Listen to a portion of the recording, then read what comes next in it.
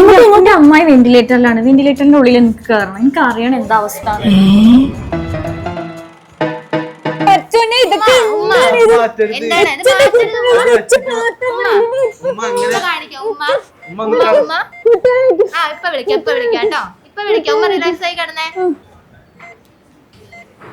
ഞങ്ങൾ വന്നിട്ടുണ്ട് കേട്ടോ. അമ്മ സമാധാനത്തിൽ കിടക്ക്, കുഴപ്പമൊന്നുമില്ല.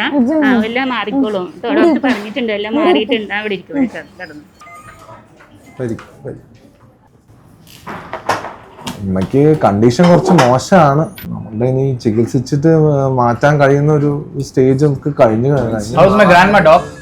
തിങ്കളാഴ്ച അവിടെ പുറത്തേക്ക് ഞാൻ വിളിച്ച സംസാരിച്ചുകൊണ്ടിരിക്കുകയാണ്. ഞാൻ വിളിച്ച അവിടെ അങ്ങനെ നോക്കണ്ട കാര്യങ്ങൾ. വെന്റിലേറ്റർ ഇടുക എന്നാണ് അടുത്ത ട്രീറ്റ്മെന്റ്.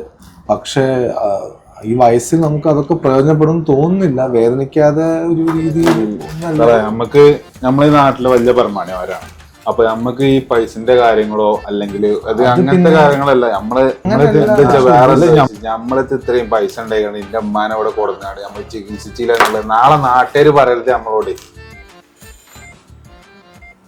വെന്റിലേറ്ററിനെ കുറിച്ച് 2 പോയിന്റ് പെട്ടെന്ന് പറഞ്ഞു തരാം. 1, ശാരീരിക ക്ഷമത നഷ്ടപ്പെട്ട് തിരിച്ച് കിട്ടാൻ സാധ്യതയില്ലാത്ത രോഗികൾക്ക് വെന്റിലേറ്റർ നല്ല ഓപ്ഷൻ അല്ല.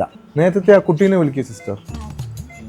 മാഡം, ഇതാണ് വെന്റിലേറ്റർ. ഇതൊരു ഉപകരണമാണ് ICU-ക്ക്. വെന്റിലേറ്റർ ഒരു റൂമല്ല.